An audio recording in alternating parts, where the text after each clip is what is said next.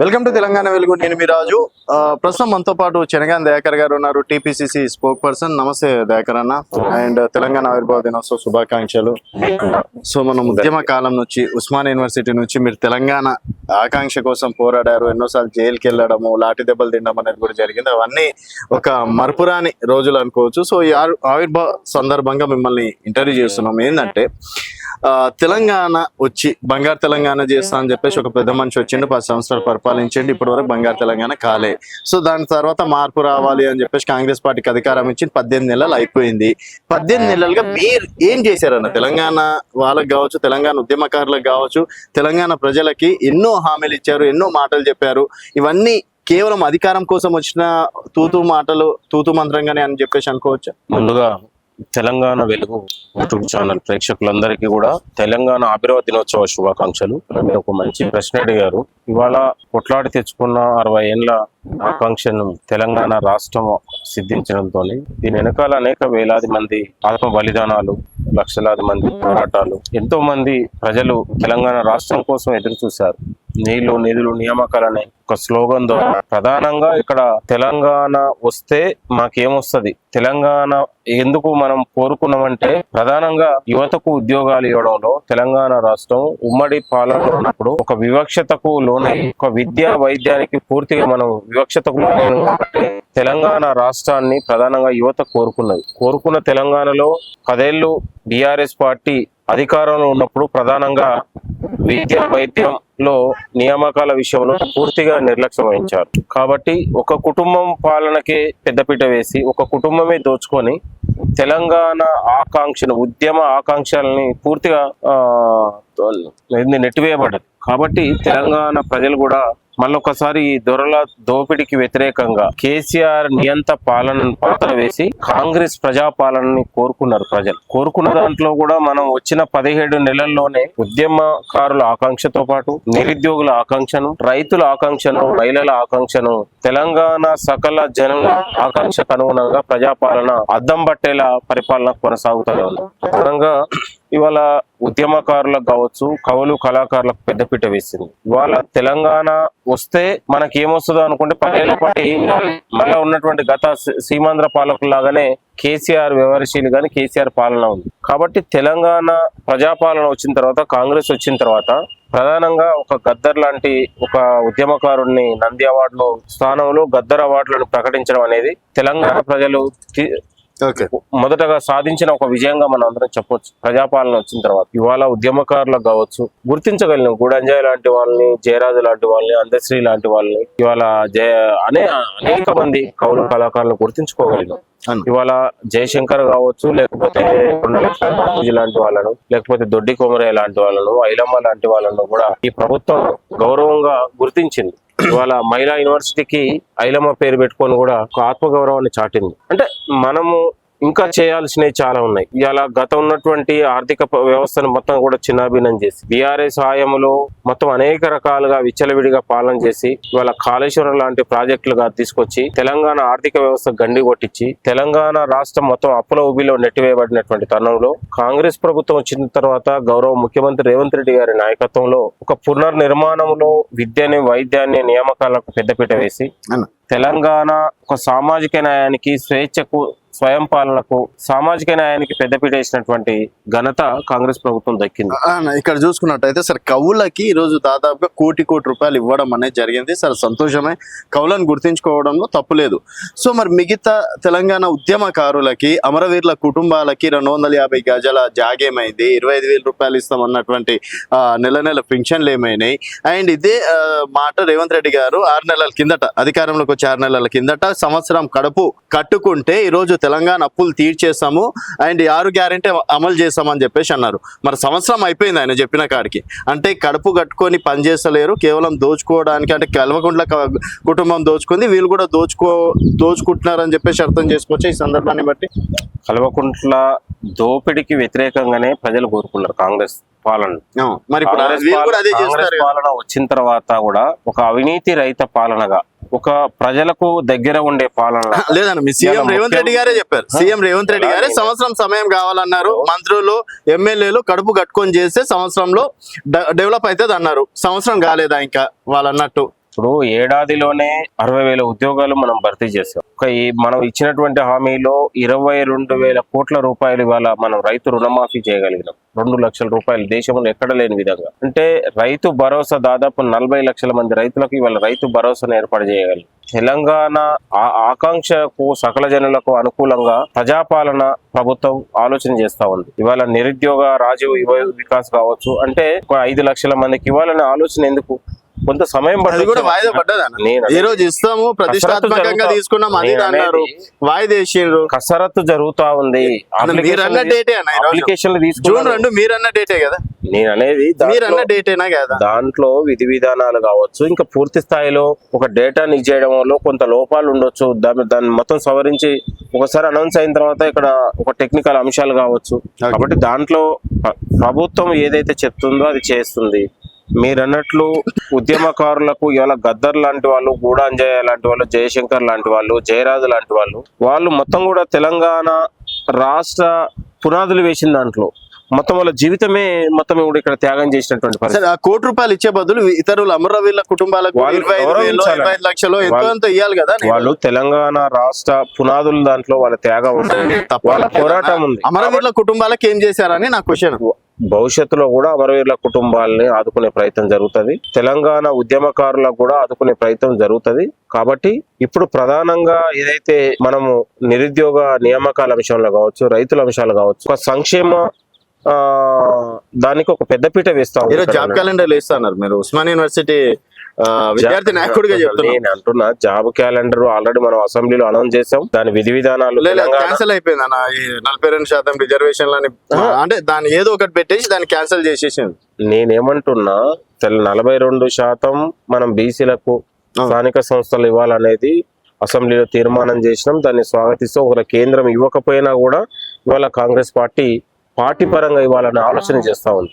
గతంలో బీసీ రిజర్వేషన్ల మీద బీఆర్ఎస్ బీజేపీ పార్టీ 10 ఏళ్ల పాటు బీఆర్ఎస్ పూర్తి నిర్లక్ష్యం వహించింది. కాబట్టి ఇది ఆవిర్భావ దినోత్సవం సందర్భంగా ప్రజలకు ఎక్కడ కూడా రాజీ లేని ఒక పథకాలను అమలు చేస్తూ దేశంలోనే తెలంగాణ పథకాలు ఒక ఆదర్శంగా ఇవాళ సన్నబియ్యం లాంటి పథకాలు కావచ్చు, రైతులకు, మహిళలకు, నిరుద్యోగ యువతకు ఒక పెద్దపీట వేసి దాదాపు ఇవాళ 22,000 కోట్లు ఉన్నటువంటి వడ్డీ లేని మహిళలకు రుణాలు హరీష్ రావు రాజీనామా చేస్తా అంటున్నానా? పేపర్ చూపిస్తే కాంగ్రెస్ లో మీరు చూపించిన హరీష్ రావు రాజీనామా హరీష్ రావు లాంటి బోగస్ మాటలను తెలంగాణ ప్రజలు నమ్మరు. చూపించచ్చు. కాళేశ్వరం లాంటి ప్రాజెక్ట్ లో మామతో పాటు అల్లుడు ఇద్దరు కలిసి అవినీతికి కక్కుర్తిపడి ఇవాళ నోటీసులకు హాజరు కాకుండా ఈ ఎత్తుగడ వేసే ప్రయత్నం. కాబట్టి హరీష్ రావు లాంటి నీటి మాటలను తెలంగాణ ప్రజలు నమ్మరు. సరే అన్న, ఇప్పటికిప్పుడు ఎన్నికలు వస్తే 100 స్థానాలు గెలుచుకుంటాము, ప్రజలే కాంగ్రెస్ పార్టీ పైన తిరుగుబడతారని చెప్పేసి హరీష్ రావు చెప్పినటువంటి మాట. సో మీకు డిపాజిట్లన్న దక్కే పరిస్థితిలో లేదా ఈరోజు కాంగ్రెస్? అసలు హరీష్ రావు లాంటి రావుని ఇలా తెలంగాణ ప్రజలు సీరియస్ గా తీసుకునే పరిస్థితి లేదు. క్షేత్రస్థాయిలో కాంగ్రెస్ పార్టీ బలంగా ఉంది. ప్రభుత్వం ఇచ్చినటువంటి సంక్షేమ పథకాలు, నిరుద్యోగులు, మహిళలు, రైతులు కాంగ్రెస్ పార్టీని గెలిపించుకుంటారు. ఇవాళ బీసీలు, ఎస్సీలు, ఎస్టీలు ఏళ్ల తరబడి 70 ఏళ్లుగా ఇక్కడ ఉన్నటువంటి సామాజిక న్యాయం అమలు కాని దశలో నిరీక్షించినటువంటి ఆకాంక్షకు అనుగుణంగా ప్రజలు ఏదైతే హక్కుల కోసం పోరాడినరో ఇవాళ ప్రభుత్వం గుర్తించింది. కాబట్టి ఈ దేశంలోనే సామాజిక న్యాయానికి పునాదులు వేసినటువంటి రాష్ట్రం ఏదైనా ఉందో తెలంగాణ రాష్ట్రం. అందుకే స్థానిక సంస్థలు ఎన్నికలు పెట్టట్లేదా, ఓడిపోతామో అని చెప్పేసి. అది ఓడిపోవడం అది తప్పు కాదు. ఇవాళ దీనికి ఇప్పటిదాకా మనము స్థానిక సంస్థల్లో రిజర్వేషన్ల సంబంధించి పంచాయతీ ఉంటుంటే రకరకాల ఇష్యూ దాని మీద తప్ప ఓడిపోవడానికి గెలపడానికి కాదు నేను అనేది. పూర్తి స్థాయిలో రేపు స్థానిక సంస్థల్లో కాంగ్రెస్ పార్టీని స్వీప్ చేయబోతా ఉంది. బీఆర్ఎస్ బీజేపీలకు స్థానం ఉండదు. ఆల్రెడీ సరిపోతుంది. మీరు చూడండి మన పార్లమెంట్ ఎన్నికల్లో ఏమైంది, పార్లమెంట్ ఎన్నికల్లో కనీసం బోని చేసే పరిస్థితి లేదు కదా నేను అనేది. బట్ రేపు భవిష్యత్తులో కూడా పార్లమెంట్ తరహాలోనే తెలంగాణలో స్థానిక సంస్థలు ఫలితాలు కాంగ్రెస్ పార్టీకి అనుకూలంగా ఉండబోతా ఉన్నాయి. కాబట్టి మళ్ళొక 10 ఏళ్ల పాటు ఇక్కడ అధికారం కాంగ్రెస్ ప్రభుత్వమే ఏర్పాటు చేయబోతుంది. దాంట్లో బీఆర్ఎస్ కి 100 సీట్లను రాసుకుంటారు మస్తుగా. వాళ్ళు రాసుకుంటే వాళ్ళకు కలలాగానే మిగిలిపోతాయి. ఇవాళ ఏం లేని తాడుబొమ్మలు లేని బీజేపీకి అధికారం వస్తుంటుంది. అసలు అడ్రస్ లేని కుటుంబ తగాదాలలో, ఆస్తి తగాదాలలో మొత్తం కూడా గలాలు పట్టుకొని ఎవరి గుంపు 3 గుంపులుగా తయారైనటువంటి బీఆర్ఎస్ పార్టీ కూడా మేము కూడా అధికారంలోకి వస్తుంటాం. బట్ ప్రజలలో విశ్వాసం లేదు. ప్రజలలో అది ఏదైనా కూడా కాంగ్రెస్ పార్టీతోనే సాధ్యం. అది ఇందిరమ్మ ఇల్లు అయినా, రైతు భరోసా అయినా, రైతు రుణమాఫీ అయినా, నిరుద్యోగులకు ఉద్యోగాలైనా, మహిళలకు పెద్దపీట వేసినా, సగం సగం పనులు అన్న, సగం సగం హామీలు, సగం సగం పనులు నేనేంటున్నా ఇప్పుడు పాటించేటువంటి నియమాలు అనుకోవచ్చు.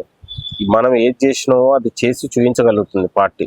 గతంలో బీఆర్ఎస్ పార్టీ హామీలకి ఇచ్చేసి పరిమితం అయిపోయి మొత్తం కూడా తుంగలో దొక్కినటువంటి పరిస్థితి. ఇప్పుడు ఆ పరిస్థితి ఉండదు. ప్రజలు కోరుకునే దిశగానే, ప్రజలకు విశ్వాసం కల్పించేలానే పాలన ఉంటుంది. భవిష్యత్తులో కూడా ఇదే తరహాలో. సో జాబ్ క్యాలెండర్ ఎప్పుడు ఇస్తారు అన్న? జాబ్ క్యాలెండర్ మీ చాలా మంది నిరుద్యోగులకు ఆ టైంలో హామీ ఇచ్చారు. అండ్ నిరుద్యోగుల విజయోత్సవ సభ కూడా ఉస్మానియా యూనివర్సిటీలో వేలాది మందితో పెట్టారు కదా. సో మరి అదే నిరుద్యోగులు అడిగితే ఏం చెప్తారు మీరు? జాబ్ క్యాలెండరు, విధి విధానాలు తెలంగాణ పబ్లిక్ సర్వీస్ కమిషన్ నోటిఫికేషన్లు, తేదీలు ఇవ్వబోతా ఉంది. కాబట్టి ఇప్పటికే నోటిఫికేషన్ల పైన రకరకాల ఉన్నటువంటి కొందరు కుట్ర చేసి దాన్ని కోట్లలో వేసి గ్రూప్ 1 రద్దు కోసం కూడా కుట్ర చేసినటువంటి పరిస్థితి. కాబట్టి గ్రూప్ 1, గ్రూప్ 2 నియామకాల భర్తీ అయిపోగానే జాబ్ క్యాలెండర్ ద్వారా, వివిధ ఉన్నటువంటి క్యాలెండర్ ద్వారా నోటిఫికేషన్ల భర్తీ ఉండబోతా ఉంది. ఈ ప్రభుత్వం ప్రతి ఖాళీలను భర్తీ చేయడానికి అలా ముఖ్యమంత్రి గారు కూడా మాట్లాడారు నిరుద్యోగ అంశాలు. పైసలే లేవు నా దగ్గర, రూపాయలు లేవు, మామూలు డిఎల్ పెంచడానికి లేవు. ఏమంటారు అన్న? ఇంకా అసలేందంటే మీకు ఉద్యోగ జీతాలు ఇచ్చే పరిస్థితి ఏమంటున్నారు? ఇంకా కొత్త వాళ్ళకి ఏమి ఇస్తారు అన్న? రాష్ట్ర ఆర్థిక పరిస్థితిని ప్రజలకు వివరించేలా ఒక ప్రయత్నం చేశారు ముఖ్యమంత్రిగా. కాబట్టి దాన్ని వక్రీకరించి రకరకాల స్వల్పానందం ప్రతిపక్షాలు ఇంకో రకాలు కొనుక్కుంటే వాళ్ళ ఇష్టం. నేను ఒక ముఖ్యమంత్రిగా ఉద్యోగుల కంటే ప్రజలకు పెద్దపీట వేస్తా ఉన్నాడు. ప్రజలు ముఖ్యమంటుండు, సంక్షేమ పథకాలు ముఖ్యమంటుండు, రైతులు ముఖ్యమంటుండు, మహిళలు ముఖ్యమంటుండు, నిరుద్యోగులు ముఖ్యమంటుండు. కాబట్టి వీళ్ళు ముఖ్యమంత్రి గారికి 10% కంటే 90% ఉన్నటువంటి ప్రజలు ఏదైతే వ్యవసాయం మీద ఆధారపడే వాళ్ళు, కూలీల మీద ఆధారపడే వాళ్ళు ఉన్నారు, ఇలా డైలీ లేబర్ మీద ఆధారపడి ఉన్నారు, వీళ్ళ జీవితాల్లో వెలుగులు నింపడానికి ఒక ప్రయత్నం జరుగుతూ ఉంది.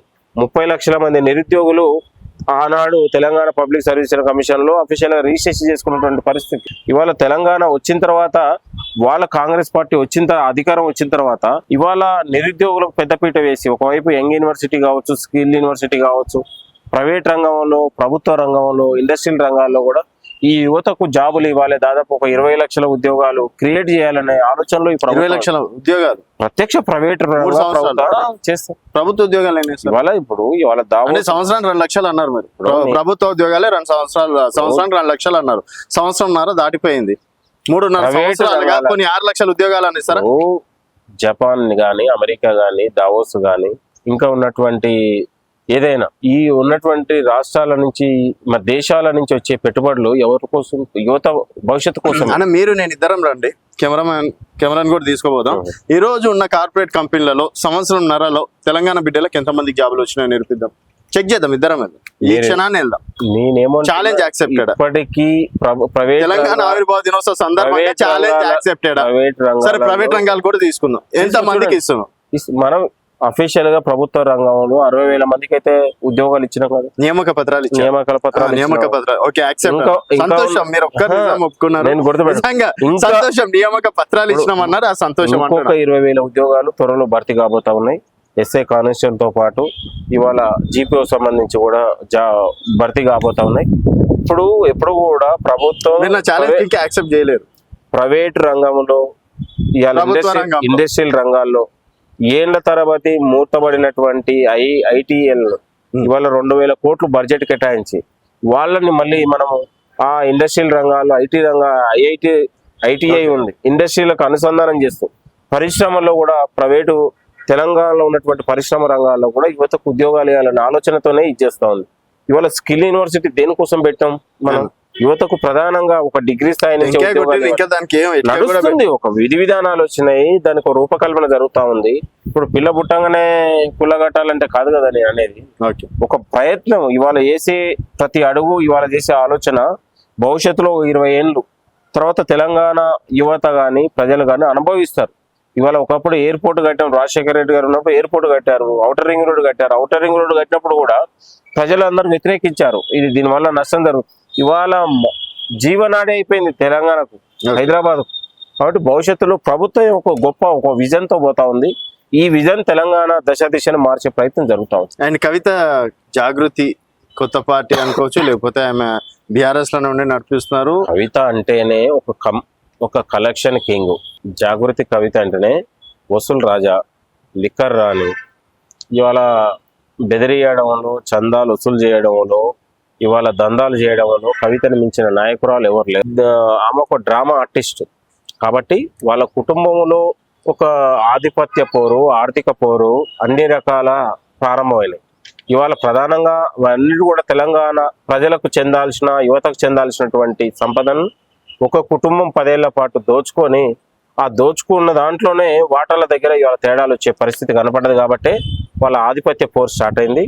కాబట్టి కవిత ఇవాళ కొత్తగా ఏదో సామాజిక న్యాయమైన ఒక ఎజెండా తీసుకొని మళ్ళొకసారి తెలంగాణ ప్రజల్ని మోసగించడానికి, దగా చేయడానికి చేస్తున్నటువంటి ఒక కుట్ర తప్ప కవిత కంటే ముందు, కేసీఆర్ కంటే ముందే మనం ఒక జ్యోతిరావు పూలే లాగా, ఒక అంబేద్కర్ లాగా కాంగ్రెస్ ప్రభుత్వం, ఒక ముఖ్యమంత్రి రేవంత్ రెడ్డి గారు ఆలోచన చేసి తెలంగాణలో ఎవరు ఊహించలేని విధంగా ఒక దేశానికి ఒక ప్రామాణికంగా ఇవాళ కులగణన చేసినాం. ఇవాళ దీన్ని ఆధారంగా తీసుకునే పరిస్థితి కనపడతా ఉంది. ఇవాళ ఎస్సీ వర్గీకరణ కావచ్చు, ఇవాళ బీసీ కులగణన కావచ్చు, ఇవి ఒక దేశానికి ఒక ఆదర్శం లాగా ప్రజలు అప్రిషియేట్ చేసే విధంగా. కాబట్టి బడుగు బలహీన వర్గాల భవిష్యత్తు పైన, బడుగు బలహీన వర్గాల సామాజిక, ఆర్థిక, రాజకీయ కోణం ఇంకేదున్నా కూడా అది కాంగ్రెస్ పార్టీ తప్ప ఇంకా వేరే కోణం అనేది ఉండదు. కాబట్టి ఇది బడుగు బలహీన వర్గాల పార్టీగా మనం చూసుకోవాలి, సామాజిక న్యాయ ఎజెండాగానే చూసుకోవాలి తప్ప కవిత లాంటి వాళ్ళకు తెలంగాణ ప్రజలు నమ్మే పరిస్థితి ఉండదు. ఆల్రెడీ ప్రజలు ఒకసారి నమ్మి మోసపోయినటువంటి పరిస్థితి. వాళ్ళకు అధికారం ఇస్తే ఎట్లా ఉంటది అనేది ప్రజలు చూశారు, కళ్ళారా చూశారు. కాబట్టి 10 ఏళ్ల పాటు సామాజిక న్యాయం గుర్తుకు రాలే, 10 ఏళ్ళు శ్రీకాంతాచారి గుర్తుకు రాలే, 10 ఏళ్ళు జయశంకర్ గుర్తు రాలే.